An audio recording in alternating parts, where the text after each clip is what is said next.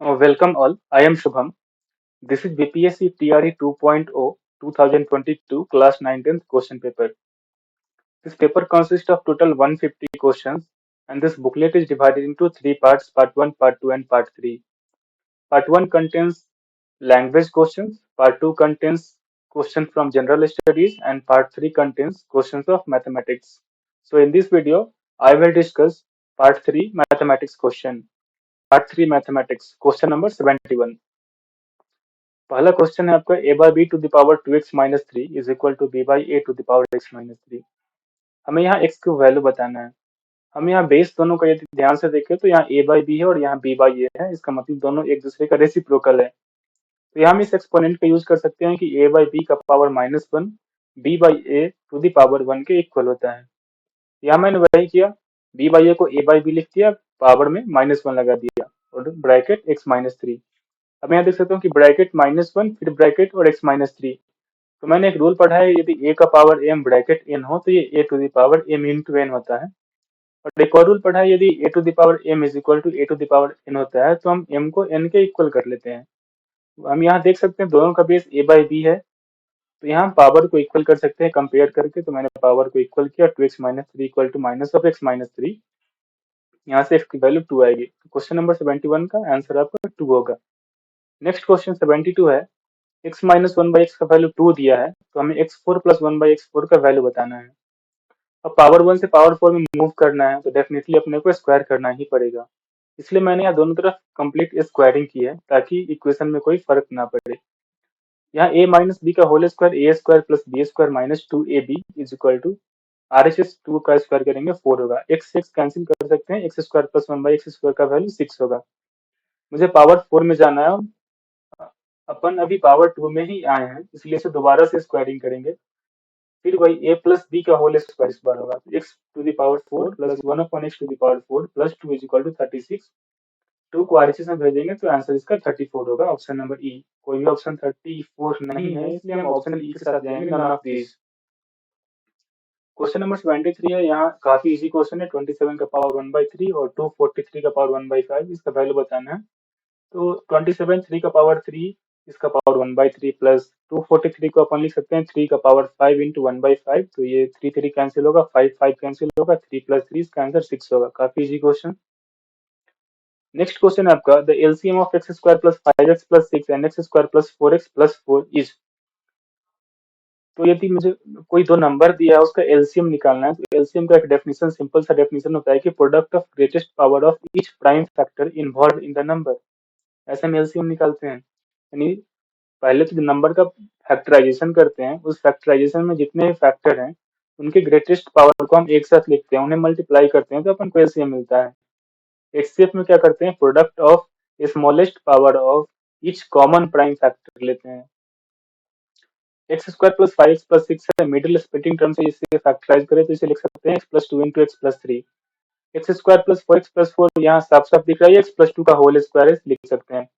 बात जब एलसीएम लेना हो तो इसमें सभी फैक्टर को हम इंक्लूड करते हैं। पहला x प्लस 2 है जिसका पावर 1 है और यहाँ x प्लस 2 का पावर 2 है। ग्रेटेस्ट पावर लेना है इसलिए मैंने यहाँ x प्लस 2 का पावर 2 लिया है। फिर दूसरा x प्लस 3 यहाँ है, इसमें x प्लस 3 का पावर 1। तो ये आपका एलसीएम होगा, option number c. Question number 75 है, the sum of cube of first n natural number is. इसका सिंपल सा फॉर्मूला है, याद करना चाहिए आपको, n इंटू एन प्लस 1/2 का होल स्क्वायर होता है। Sum of first n natural number n into n plus 1/2 होता है और sum of first n square natural number का होता है n into n plus 1 into 2n plus 1/6। तो नेक्स्ट क्वेश्चन है यहाँ, length of shadow of pole on a level ground is twice the length of pole. कोई pole का length अपन L मान लेते हैं, इस तरफ यदि शैडो है।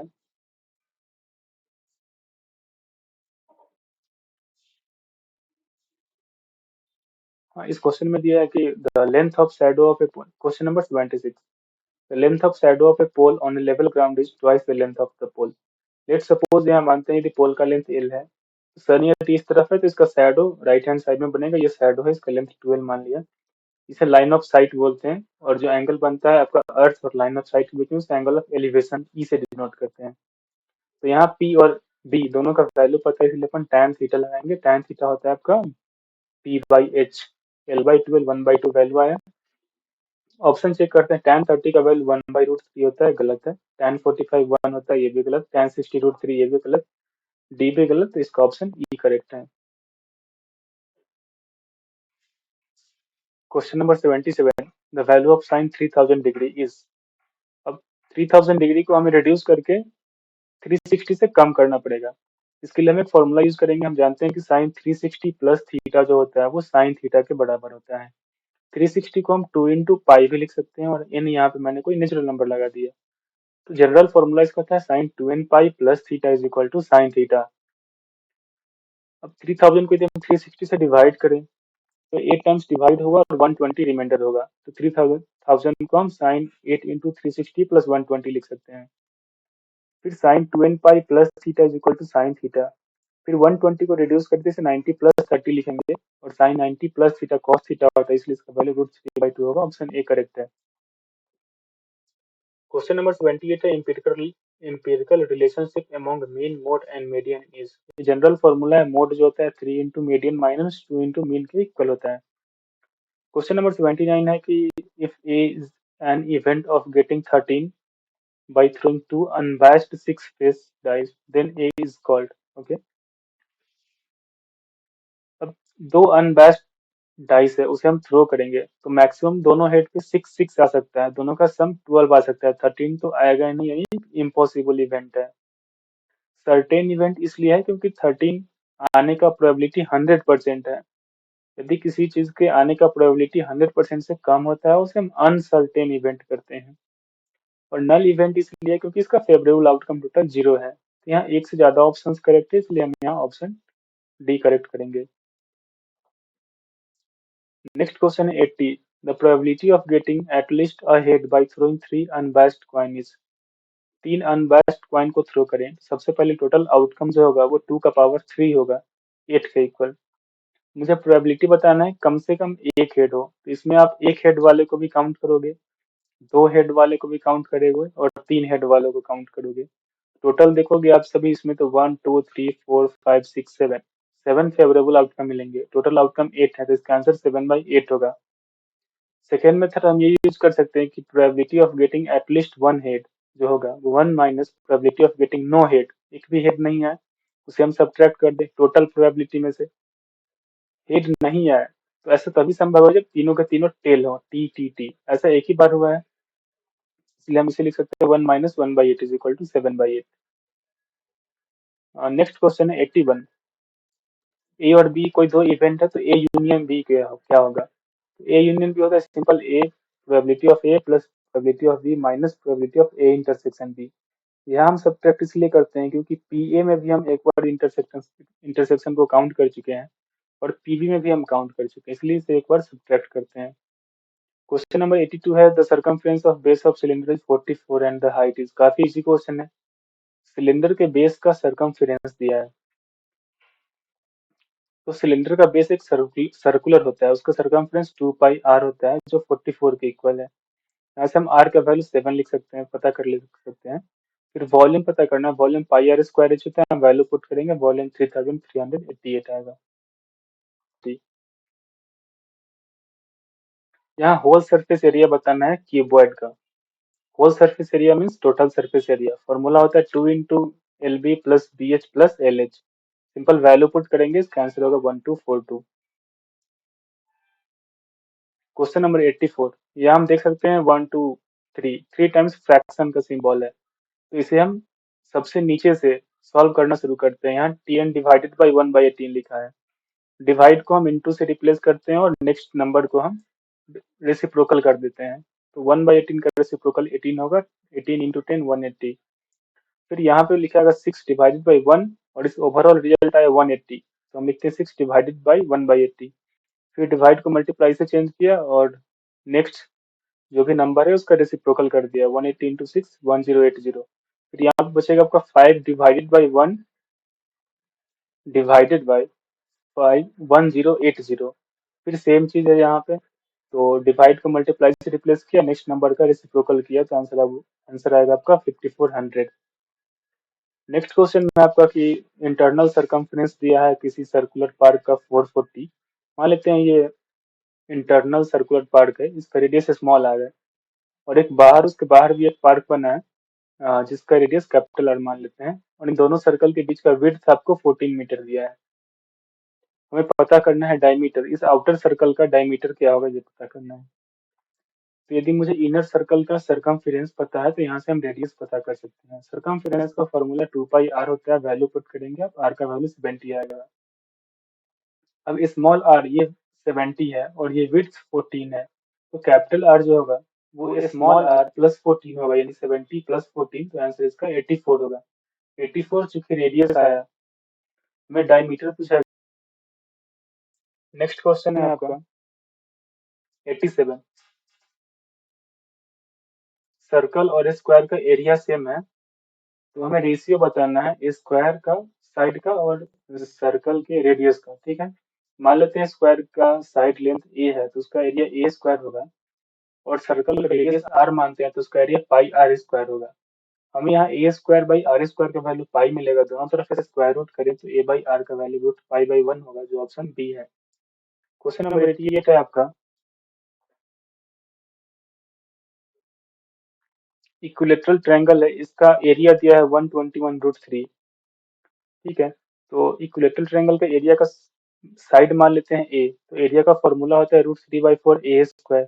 इसको 121 रूट 3 के इक्वल करेंगे ए स्क्वायर, ए का वैल्यू आपको 22 मिल गया। ठीक है, अब बोला है बाद में कि फिर circle is made by taking the same wire. ठीक है, यानी इसका जो लेंथ ऑफ वायर है वो सर्कल के ट्रायंगल के पेरीमीटर के बराबर है।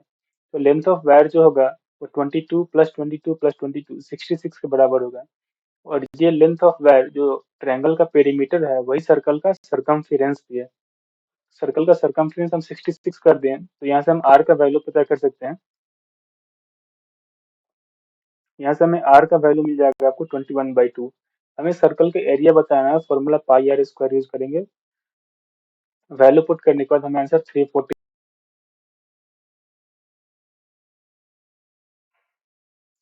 Next question, question number 89। Rhombus का एक डायगोनल जो है दूसरे डायगोनल का 80% है, तो यहाँ से हम D1 D2 में रिलेशन ला सकते हैं, और हमें दिया गया कि उनका एरिया जो है वो लार्जर डायगोनल का x टाइम्स है। ठीक है, मान लेते हैं एक रोम्बस है, इसका डायगोनल D1 और D2 है, तो D1 जो 80% ऑफ D2 है, 80% को आप फ्रैक्शन में कन्वर्ट करेंगे 4/5 D2 होगा। यहाँ से देख सकते हैं 4/5 का वैल्यू 1 से कम है, इसका मतलब D1 जो है छोटा है और D2 मेरा बड़ा है। एरिया दिया है आपको x टाइम्स D2 के स्क्वायर के बराबर है, तो एरिया को हम half into D1 into D2 भी लिख सकते हैं, is equal to x into D2 square. अब D1 का वैल्यू अपने को पता है 4/5 D2 है, तो 4/5 D2 लिखा, एक D2 से एक D2 कैंसिल हो गया, is equal to x into D2। यहाँ फिर D2 से D2 कैंसिल होगा और x का वैल्यू आपको मिलेगा 2/5। Question number 90।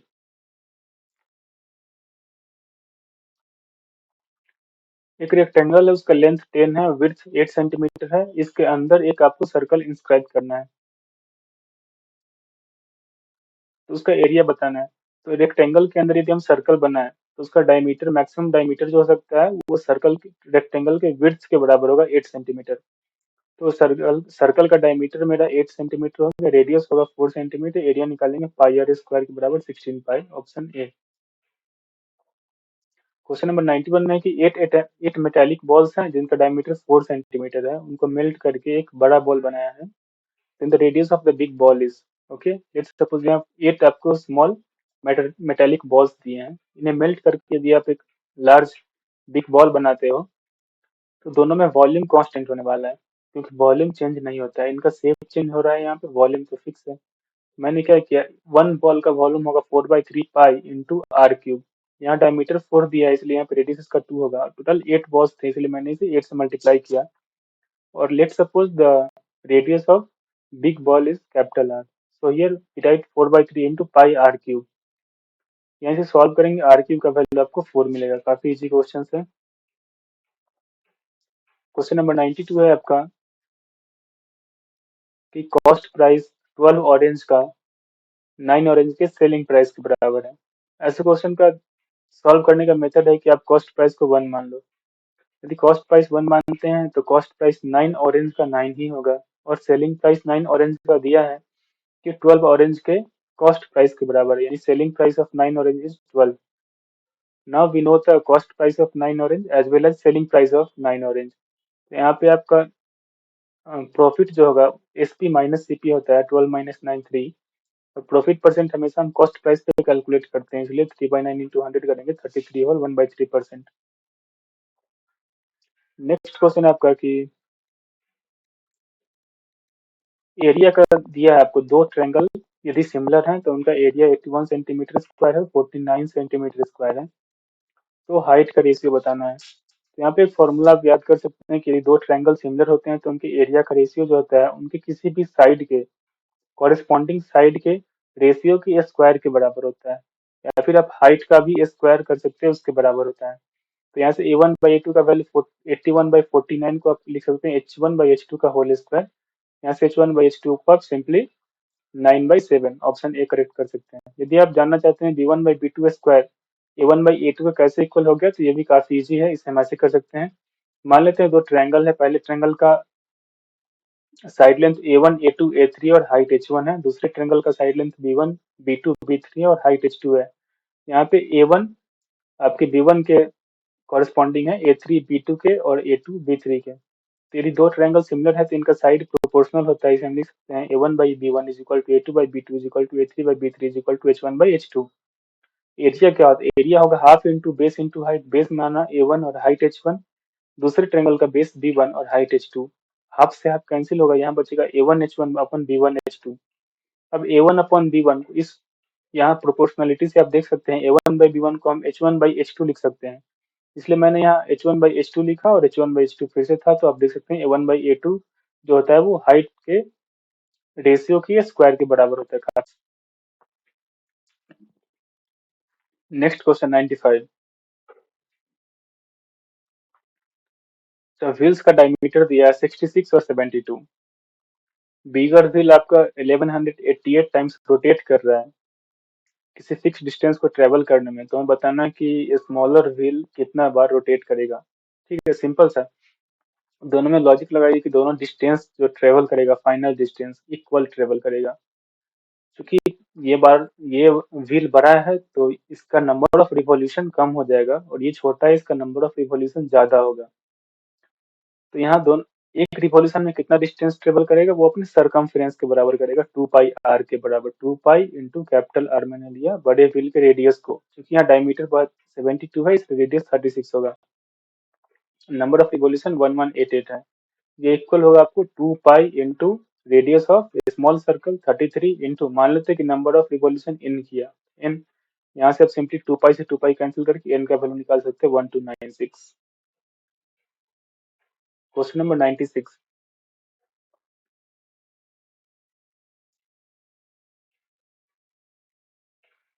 ये डिफरेंस ऑफ प्राइस दिया आपको 3 रुपीज. यदि उसको प्रॉफिट पे 6% पहले हो रहा था, बाद में 4% प्रॉफिट है. तो यहाँ हम डिफरेंस से प्रॉफिट कैलकुलेट करें तो 2% है, और 2% का वैल्यू 3 दिया है, तो 100% जो कि ओरिजिनल प्राइस है वो कितना होना चाहिए आपको, 3/2 इंटू 100 150. क्वेश्चन नंबर 97 है कि मिक्सचर है 200 लीटर का, उसमें 15% वाटर है, रेस्ट मिल्क है. तो 15% ऑफ 230 लीटर वाटर है और रिमेनिंग यानी 200 माइनस 30 करेंगे 170 लीटर मिल्क है. अब इसमें फर्दर हम कितना मिल्क ऐड करें कि इनका परसेंटेज 87.5 हो जाए, कोई बात नहीं. मान लेते हैं हम x लीटर मिल्क ऐड कर रहे हैं, तो इनिशियली 170 लीटर मिल्क है, x लीटर ऐड कर दिया तो ये होगा 170 प्लस x, और नीचे टोटल क्वांटिटी भी x यूनिट से बढ़ जाएगा, तो टोटल जो क्वांटिटी है मिक्सचर का वो 200 प्लस x होगा. परसेंटेज दिया है इसको 87.5% के इक्वल कर दीजिए, यहाँ से x का वैल्यू आपका 40 आएगा.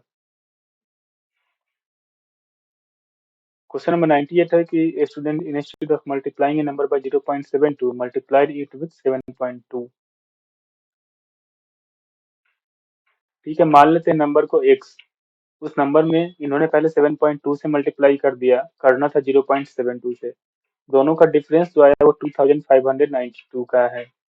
तो 7.2 इंटू एक्स कर दिए तो पहले वाला नंबर, बाद वाला नंबर 0.72 इंटू एक्स, और दोनों का डिफरेंस दिया 2592 के इक्वल. इसे इक्वल करें, यहाँ से एक्स का वैल्यू 400 आएगा. तो ऑप्शन ए करेक्ट है. 9 में दिया है आपको ए और बी के इनकम का रेशियो 2 और एक्सपेंडिचर का रेशियो 1:2 है और सेविंग 24,000 है। तो हम लेट सपोज कर लेते हैं कि ए का इनकम 2 रुपीज है, एक्सपेंडिचर 1 रुपीज है, तो सेविंग क्या होता है, इनकम माइनस एक्सपेंडिचर 1 होगा। बी का इनकम 3 रुपीज है, बी का एक्सपेंडिचर 2 रुपीज है, तो इनका सेविंग 3 माइनस टू 1 होगा। दोनों का चूंकि सेविंग सेम है और क्वेश्चन में भी दिया है कि दोनों का सेविंग 24,000 ही है जो कि सेम है, तो यहाँ पे वन यूनिट आपका 24,000 है। ए का हमें बताना है इनकम जो 2 यूनिट है, 2 यूनिट का वैल्यू 48,000 होगा, तो ऑप्शन नंबर बी है। 100, क्वेश्चन नंबर 100 है कि बॉयज 12% मोर देन गर्ल्स हैं ओवर द होल। मान लेते हैं number of boys be x and number of girls be y. तो बॉयज कितने ज्यादा होंगे गर्ल्स से, उसके लिए हमें डिफरेंस लेना पड़ेगा, इसलिए एक्स माइनस वाई, और ये इक्वल है आपको 12% of the whole. Whole means total student of class, total student x plus y है। तो इसे आप सॉल्व करें, एक्स माइनस वाई 12% को लिख सकते हैं आप 3/25 इंटू एक्स प्लस वाई, इसे सॉल्व करेंगे तो आपको एक्स बाई वाई का रेशियो मिलेगा 14/11, जो ऑप्शन बी है।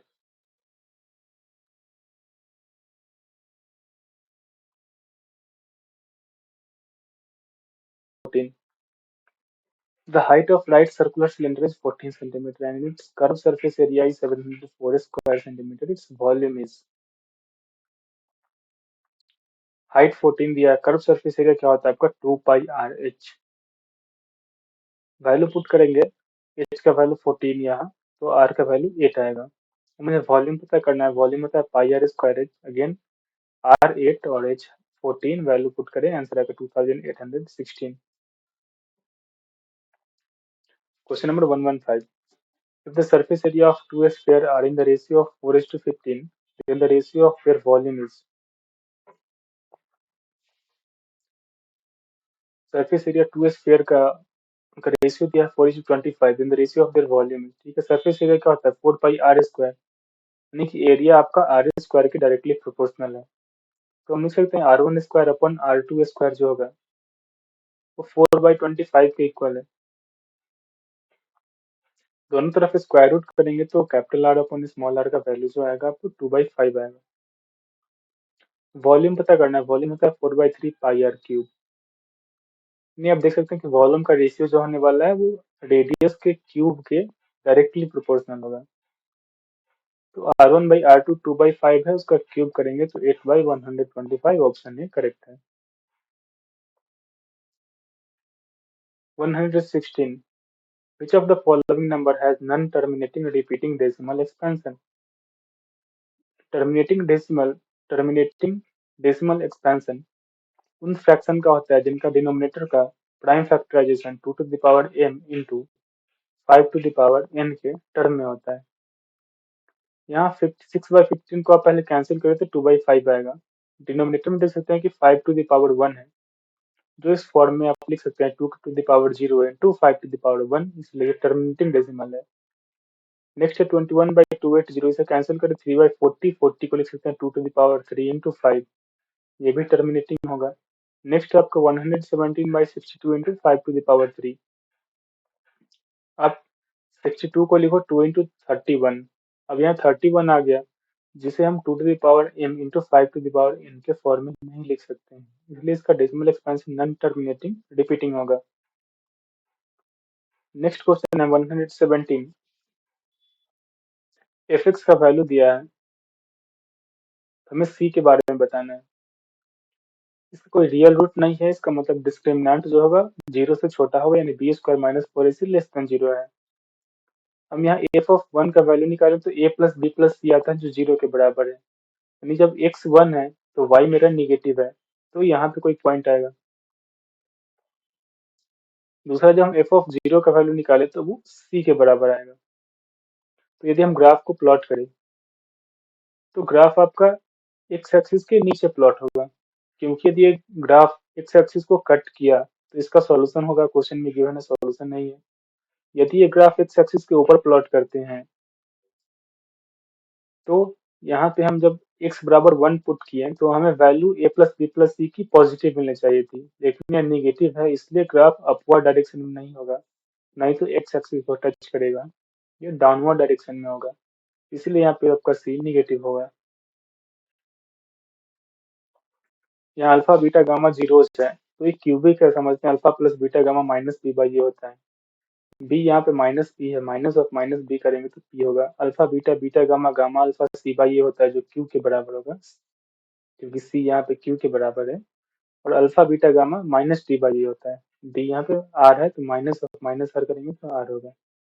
इसे वैल्यू पुट करें, यहाँ पे सॉल्व करें तो एलसीएम अल्फा बीटा गामा आएगा, ऊपर में alpha plus beta plus gamma, इसका वैल्यू यहाँ से पुट कर सकते हैं पी बाई आर। तो करेक्ट ऑप्शन इसका बी। क्वेश्चन नंबर 119 है कि एफ एक्स का वैल्यू दिया है, इसके रूट पे कमेंट करना है कि पॉजिटिव है नेगेटिव है, पॉजिटिव नेगेटिव है। तो ऐसे देख सकते हैं आप, ए का वैल्यू जीरो से बड़ा है, इसका मतलब कॉन्केवो अपवर्ड बनेगा, ग्राफ ऊपर की तरफ बनेगा। यहाँ पे आप सी का वैल्यू देख सकते हैं 127 है, यानी सी इसका पॉजिटिव है। दूसरा बात, इसका डिस्क्रिमिनेंट आप देखेंगे तो जीरो से बड़ा है, यानी इसका दो से ज्यादा सॉल्यूशन होने वाला है, यानी एक्स एक्सिस को दो पॉइंट पे कट करेगा। तीसरा, आप ये ऑब्जर्व कर सकते हैं कि एफ का वैल्यू हम पॉजिटिव जितना बड़ा लेंगे, एफ एक्स का वैल्यू उतना ही बड़ा आएगा, यानी कि पॉजिटिव एक्स एक्सिस में ये ग्राफ कहीं एक्स एक्सिस को कट ही नहीं करेगा, यानी इसका ग्राफ बनेगा निगेटिव एक्स एक्सिस की तरफ, और ये दो पॉइंट पे कहीं कट कर रहा होगा, इसलिए इसका दो सॉल्यूशन है। दूसरा मेथड है, आप इसके फॉर्मूला क्वाड्रेटिक फॉर्मूला से सॉल्व कर सकते हो, एक्स इक्वल टू होता है minus b plus minus square root of b square minus four a c upon two a. यहाँ वैल्यू पुट करो, तो आप इसका वैल्यू यदि फाइंड आउट करोगे 99 square minus four into 99 into 127 का, तो ये आपको 99 से कम इसका वैल्यू आएगा। यहाँ -99 पहले से है, और जब आप प्लस करो और ये वैल्यू भी 99 से कम है, तो ओवरऑल वैल्यू निगेटिव ही आएगी। और सेकंड केस लो, जब इसे माइनस लोगे, दोनों माइनस माइनस है, तो ओवरऑल वैल्यू भी निगेटिव ही आएगी। तो यहाँ से भी अपन बोल सकते हैं कि इसका दोनों रूट निगेटिव ही है। क्वेश्चन नंबर 120 है आपका कि दो इक्वेशन दिया है, इन्हें बताना है कि इनफाइनाइट नंबर ऑफ सोल्यूशन है, तो के का वैल्यू क्या होगा। हम जानते हैं यदि तीन केस होता है, यदि a1/a2 b1/b2 और c1/c2 के इक्वल है तो इनफाइनाइट सोल्यूशन होगा। a1/a2 b1/b2 के इक्वल है तो नो सॉल्यूशन होगा, और यूनिक सॉल्यूशन के लिए a1/a2 आपका b1/b2 के इक्वल नहीं होना चाहिए।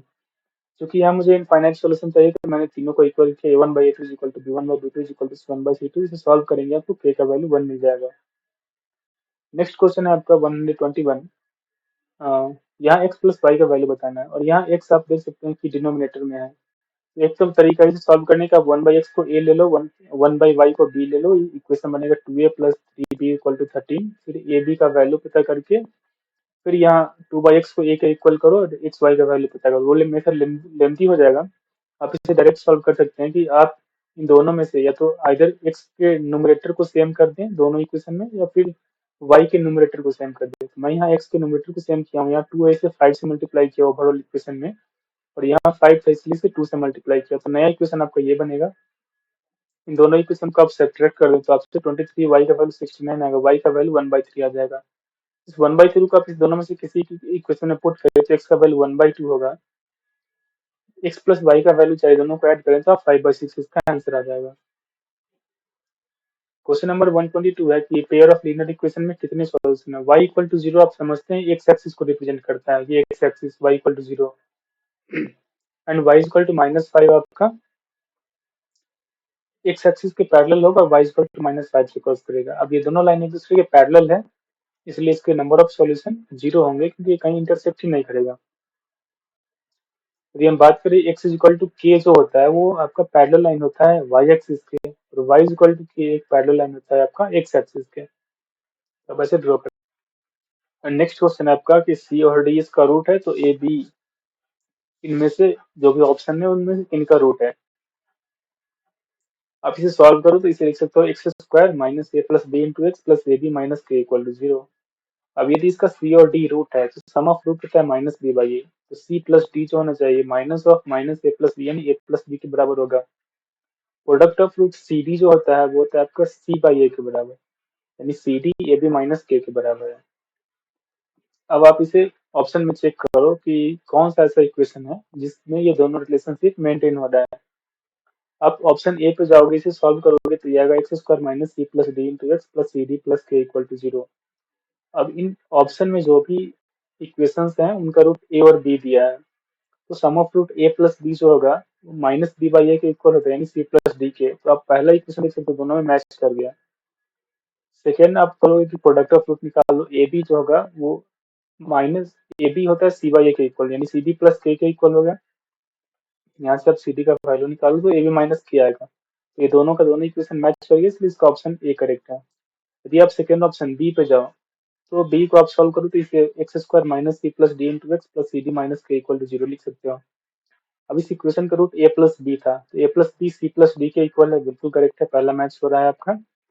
सेकेंड होगा आपका प्रोडक्ट ऑफ रूट होगा सी डी माइनस के इक्वल, इसे सी डी का वैल्यू निकालो तो ए बी प्लस के आएगा, लेकिन हमें चाहिए था c d equal to a b minus k, इसलिए बी करेक्ट है। सिमिलरली आप चेक कर सकते हो सी बी करेक्ट है, तो इसका ऑप्शन आपका ए करेक्ट है, तो ये आंसर होगा। 124 है कि इनके कितने रियल रूट्स होंगे, तो यदि आप इन्हें सॉल्व करो तो आपको ये आएगा 3x² minus 12x plus 14 equal to 0। यहाँ से डिस्क्रिमिनेंट का वैल्यू आप पता करो तो 0 से छोटा आ रहा है, इसलिए से कोई रियल रूट्स नहीं है, ऑप्शन नन ऑफ दीज होगा। आप सिंपली से ऐसा भी ऑब्जर्व कर सकते हो कि ये तीनों के स्क्वायर का सम 0 है, इसका मतलब इंडिविजुअली तीनों 0 के इक्वल होना चाहिए। तो पहले वाले से आपका x प्लस 1 0 होगा, x का वैल्यू 1 आएगा, दूसरे वाले से 2 आएगा, तीसरे वाले से 3 आएगा, इन तीनों में कुछ भी कॉमन है ही नहीं, तो इसका रूट्स जो होंगे वो नो रियल रूट्स होंगे।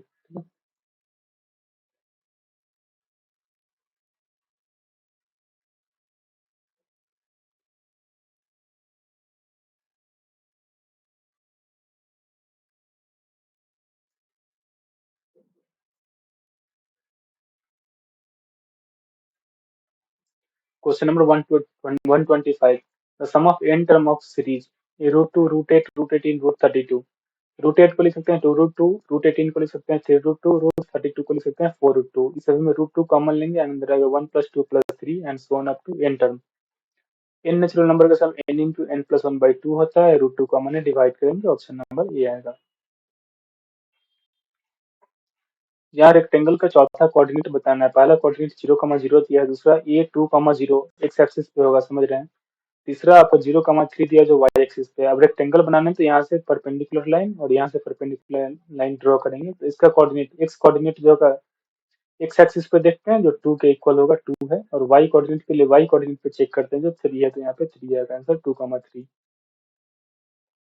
क्वेश्चन नंबर 127, यहाँ पे D E F mid point दिए हैं इक्विलेटरल ट्रायंगल के साइड के ए बी बी सी और सी ए के।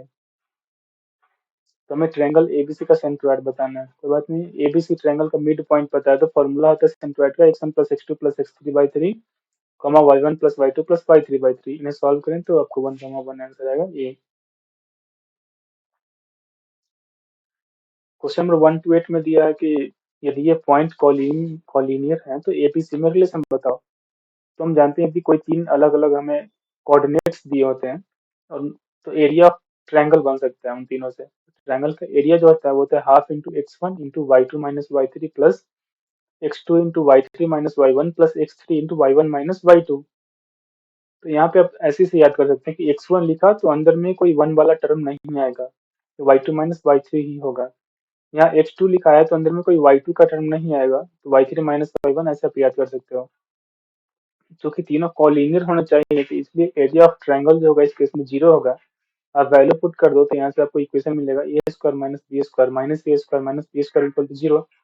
आप इसे सॉल्व करो तो लिख सकते हो, तो आंसर आपका आ गया 1/a² plus 1/b² is equal to 1। काफी इजी क्वेश्चन है।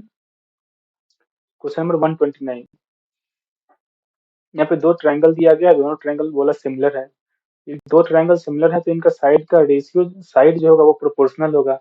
एक साइड आपका दिया है BC और EF, दिया है कि EF 4 है, तो आप देख सकते हो कि यदि EF ट्वाइस है BC का, तो AB भी DE ट्वाइस होना चाहिए AB का, और DF ट्वाइस होना चाहिए AC का, तो ये 5 होगा 6 होगा, तो टोटल आपका होगा 15। क्वेश्चन नंबर 130 है कि ट्रायंगल है ABC, बी 90 है, AC 9 है और AD 3 है, तो BD का वैल्यू बताना है। तो ABC ट्रायंगल पहले ड्रॉ किया, उसमें परपेंडिकुलर यहाँ पे था, फिर B से AC पे परपेंडिकुलर लाइन ड्रॉ किया। तो अब ट्रायंगल ABD और BCD में देखें तो ये दोनों ट्रायंगल के लिए यदि इस एंगल को हम थीटा मानते हैं तो ये 90 है, तो ये एंगल 90 माइनस थीटा होगा। सिमिलरली इसे थीटा माने तो ये 90 है, तो ये 90 माइनस थीटा होगा। तो यहाँ पे हम ट्रायंगल एबीडी और बीसीडी को सिमिलर कर सकते हैं। कैसे? एंगल एंगल प्रॉपर्टी से। जैसे एंगल ए एंगल बी के इक्वल है क्योंकि दोनों थीटा है, और एंगल बी एंगल सी के इक्वल है जो 90 माइनस थीटा है। तो ऐसे दोनों ट्रायंगल सिमिलर हो गए। अब ट्रायंगल सिमिलर है तो इनके साइड प्रोपोर्शनल होते हैं। तो लिख सकते हैं एडी एडी फर्स्ट और थर्ड इसका, BD is equal to BD second third इसका, तो सेकेंड थर्ड इसका लिखेंगे सीडी। मल्टीप्लाई आप करोगे, बीडी का वैल्यू आएगा 352। Question number 131। दो ट्रायंगल दिए हैं आपको, डी क्यू के बराबर है, आर ई के बराबर है। तो इनमें से कौन सा फॉलो नहीं कर रहा है? मान लीजिए दो ट्रायंगल डी ई एफ है और यहाँ पे पी क्यू आर है। तो यहाँ पे डी एंगल क्यू के इक्वल है, तो डी क्यू के इक्वल कर दिया। आर ई के इक्वल है, आर ई के इक्वल है। तो यहाँ पे यदि एंगल ई है तो ये एंगल आर होने चाहिए। तो similarly remaining F angle F जो होना चाहिए वो एंगल पी के इक्वल होगा। यहाँ से आप देख सकते हो ये दो ट्रायंगल सिमिलर है तो इनका साइड प्रोपोर्शनल होता है और साइड कॉरेस्पॉन्डिंग साइड लेते हैं अपन। तो यहाँ पे डी ई लेंगे तो D E by Q R equal होगा D F by Q P के, और ये E F by R P के इक्वल होगा। यदि हम चेक करें फर्स्ट ऑप्शन, तो यहाँ लिखा है D E by P Q. D E और पी क्यू ये दोनों कभी प्रोपोर्शनल हो ही नहीं सकते हैं। डीई आपका क्यू आर के प्रोपोर्शन होना चाहिए, गलत है। और आपको गलत ही सिलेक्ट करना है, तो ऑप्शन ए करेक्ट है। बाकी आप सब में चेक कर सकते हैं, बाकी सब सही लिखा है। ई एफ देख सकते हैं सेकेंड थर्ड है। पी आर यहाँ भी सेकेंड थर्ड लिया। डी एफ फर्स्ट थर्ड है, बिल्कुल सही है। तो पी क्यू यहाँ भी फर्स्ट थर्ड होना चाहिए, पी क्यू फर्स्ट थर्ड है, करेक्ट है। ऑप्शन सी में से डीई फर्स्ट सेकेंड लिया तो इसे भी फर्स्ट सेकेंड ही लेंगे, Q R. D F first third लिया तो इसे फर्स्ट थर्ड लेंगे, क्यू पी, करेक्ट है। तो ऑप्शन ए आपका इनकरेक्ट था। 132। ये पीबी तो दो टेंजेंट दिया है किसी सर्कल का, एंगल एओ बी 110 डिग्री है, तो एपीबी कितना होगा? एपीबी तो ये हम ये यदि रेडियस है और ये टेंजेंट है तो ये 90 डिग्री, ये 90 डिग्री, ये दोनों 180। तो इन दोनों का सम भी 180 होना चाहिए, तो ये 110 है। तो ये कितना का होना चाहिए आपका? 70 का।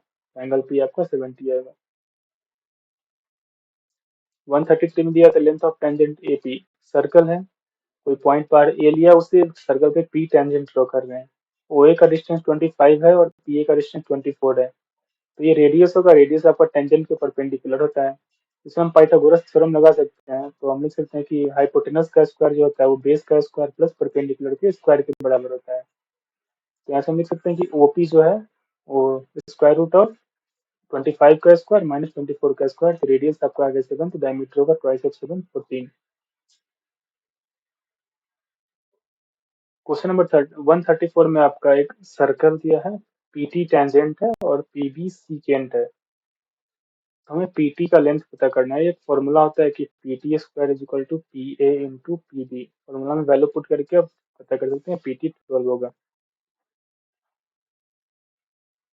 नेक्स्ट क्वेश्चन है आपका, यहाँ पे इन्होंने एक सर्कल दिया है, एक्सटर्नल पॉइंट पी है, पी से दो टेंजेंट पी क्यू और पी आर ड्रॉ करने हैं। यहाँ पी ओ का लेंथ 13 दिया है और रेडियस 5 दिया है, ओ क्यू 5 है। तो यहाँ पे अगेन ये एक राइट एंगल ट्रायंगल बन रहा है, तो इसमें हम राइट एंगल ट्रायंगल का ये आपका हाइपोटेनस है। तो परपेंडिकुलर होता है आपका हाइपोटेनस का स्क्वायर माइनस बेस का स्क्वायर। हाइपोटेनस 13 था, बेस 5 था, तो यहाँ पे परपेंडिकुलर 12 आ गया। एरिया ऑफ ट्रायंगल निकालना, तो half into base into height करेंगे, हाफ इंटू 5 इंटू 12, तो ये 30 के इक्वल होगा। ऊपर वाले ट्रायंगल का एरिया 30 है तो नीचे वाले का भी 30 होगा, तो ओवरऑल आपका इसका आंसर 60 होगा। Question number 136। यहाँ साइन ए और कॉस बी का वैल्यू दिया तो ए प्लस बी बताना है। साइन 31/2 होता है, कॉस 61/2 होता है, तो ए प्लस बी 90 होगा। यहाँ पे tan है, यहाँ पे cot है। tan 90 माइनस तेरा cot थीटा होता है, तो इसे लिख सकते हैं tan को cot 90 minus 2 is equal to cot of A plus 60। cot से cot कैंसिल कर सकते हैं क्योंकि दोनों एक्यूट एंगल है, तो 90 माइनस 2 है। यहाँ से ए का वैल्यू आपका 10 आएगा।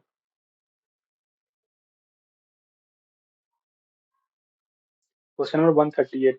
यहाँ sine theta plus cos theta का वैल्यू √2 cos थीटा दिया है। यहाँ tan का पता करना है। तो हम यहाँ cos थीटा से डिवाइड कर देंगे तो sin by cos plus cos by cos is equal to root two cos by cos आएगा, tan थीटा का value root two minus one आएगा। 139 में दिया cos square plus one upon one plus cot square theta, one plus cot square theta cosec square theta होता है, one by cosec square theta sin square theta, cos square plus sin square one. Question 140, sin थीटा plus cos theta का value root to है तो tan theta plus cot theta चाहिए अपने को। यहाँ दोनों तरफ से स्क्वायर कर सकते हैं तो sin थीटा cos थीटा का वैल्यू वन बाई टू आएगा। अब tan theta plus cot theta को लिख सकते हैं sin by cos plus cos by sin।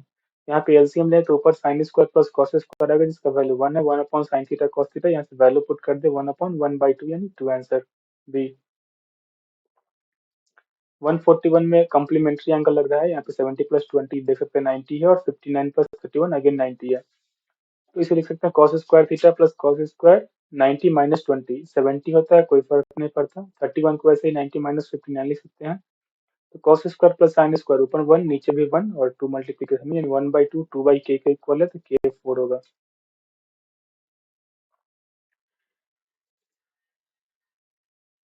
Question number 142 है कि radius of a circle whose circumference is equal to sum of circumference of two circle of diameter 36 and 20। Okay, late मान लेते हैं कि जो सर्कल न्यू सर्कल है उसका radius are है तो सर्कमफ्रेंस टू पाई आर होगा, और इनका दोनों सर्कल के सर्कमफ्रेंस के सम के बराबर है, तो टू पाई इंटू एटीन पहले वाले का plus two pi into ten दूसरे वाले का।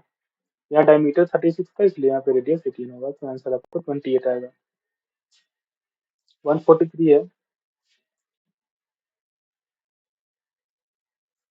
सॉलिड स्फीयर को हम बाइसेक्ट कर रहे हैं दो हेमिस्फीयर में, तो हमें टोटल सरफेस एरिया बताना है। तो जब भी हम सॉलिड स्फीयर को बाइसेक्ट करेंगे तो इस स्फीयर का total surface area four pi are square होता है, तो हेमिस्फीयर का तो टॉप सरफेस एरिया आधा टू पाई आर स्क्वायर होगा और बेस का एरिया पाई आर स्क्वायर होगा क्योंकि बेस सर्कुलर होता है। Total surface area three pi are square होगा, फोर पाई आर स्क्वायर का वैल्यू 48 है तो थ्री का 36 होगा। इस क्वेश्चन में आपको एक कोन दिया है और नीचे एक सिलेंडर दिया है, कोन और सिलेंडर दोनों का रेडियस सेम है, लेकिन सपोज हम रेडियस को आर मान लेते हैं, कोन की हाइट को एच सपोज मान लेते हैं और सिलेंडर की हाइट को कैपिटल एच मान लेते हैं। तो अकॉर्डिंग टू क्वेश्चन गिवन है कि टोटल वॉल्यूम होगा वॉल्यूम ऑफ सिलेंडर यानी pi are square into capital H plus volume of cone one by three into pi are square into small h. ये three times है आपके इस cone के volume के यानी one by three pi are square, इसको solve करेंगे तो एच का वैल्यू आएगा आपको two h by three. Question 145, यहाँ arithmetic mean n natural number का, तो arithmetic mean of n natural number का पता है n plus one by two, mid number बीच वाला नंबर, तो मीन 15 है, n plus one by two का वैल्यू पुट कीजिए एन 29। 146 में दिया डिफरेंस मोड और मीडियन का 24, तो मोड को लिख सकते हैं मीडियन प्लस 24, और एक फॉर्मूला पता है मोड होता है three into median minus two into mean, इन दोनों को सब्ट्रैक्ट कर दें, मोड से मोड कैंसिल होगा, three into median minus median two into median होगा, minus two into mean is equal to minus 24। Solve करेंगे तो मीडियन माइनस मोड 12 आएगा, ऑप्शन ए करेक्ट है। इस डाटा का मीडियन बताना है, मीडियन बताने के लिए हमें पहले इसे अरेंज करना होता है असेंडिंग ऑर्डर में, इसे अरेंज कर लेंगे असेंडिंग ऑर्डर में, x minus seven by two सबसे छोटा होगा, x प्लस फाइव सबसे बड़ा होगा, टोटल 8 टर्म्स है, तो मीडियन होगा इसमें n by two plus one एच टर्म का एवरेज, यानी फोर्थ प्लस फिफ्थ टर्म का एवरेज, फोर्थ टर्म आपका x माइनस टू है, फिफ्थ आपका x minus one by two है, दोनों का एवरेज लेंगे तो x minus five by four, option C correct है।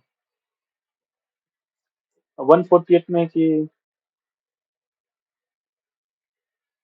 सिंपल है, 73 डेज के लिए डिपॉजिट कर रही है 800 रुपीज, 73 डेज को ईयर में कन्वर्ट करेंगे वन बाई फाइव होगा, इंटरेस्ट पता करना है P R T by hundred, principal 800 है, रेट दिया है, टाइम दिया है, आंसर 12 होगा इसका। 149 है कि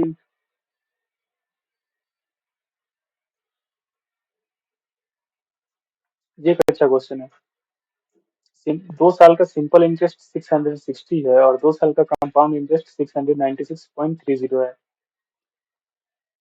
फर्क फर्स्ट ईयर में दोनों का इंटरेस्ट सेम होना चाहिए था क्योंकि दोनों का प्रिंसिपल सेम है, तो फर्स्ट ईयर में आपका 330 इंटरेस्ट होगा, हाफ ऑफ 660, तो सीआई भी आपका 330 ही होगा। सेकेंड ईयर में एसआई तो 330 होना चाहिए था और सीआई आपका हो गया 336.3, बढ़ा कितना से आपका 36.3 से कंपाउंड इंटरेस्ट बढ़ा है, और ये इंटरेस्ट जो बढ़ के मिला, ये इंटरेस्ट आपका इंटरेस्ट का इंटरेस्ट था, जो फर्स्ट ईयर का इंटरेस्ट था 330, उसका इंटरेस्ट आपको एक्स्ट्रा मिला 36.3। तो यहाँ पे हम ये सपोज कर सकते हैं कि प्रिंसिपल मान लेते हैं interest of first year 330 time 1 year है आपका, और इंटरेस्ट मिला 36.3। तो रेट क्या होगा? जितना भी इंटरेस्ट मिला और जो प्रिंसिपल था उसको 100 से मल्टीप्लाई करेंगे तो 11% आंसर आएगा। 150 क्वेश्चन है, लास्ट क्वेश्चन। इसमें आपको सक्सेसिव डिस्काउंट बताना है। तो सिंपल है, 20% को 5/4 लिखिए और डिस्काउंट मिल रहा है, यानी 5 में 1 का डिस्काउंट मिल रहा है, यानी 5:4। यहाँ आपका 10% का डिस्काउंट मिल रहा है, यानी 1/10 होगा, 10/100। यानी 10 में 1 का डिस्काउंट, यानी 10:9। और 5% मीन्स 1/20, 20 में 1 का डिस्काउंट 19। यहाँ 2 से कैंसिल करके मल्टीप्लाई करेंगे, 500 342। यहाँ डिफरेंस 158 का और 500 पे करेंगे 31.6%। ऑप्शन में करेक्ट है आपका।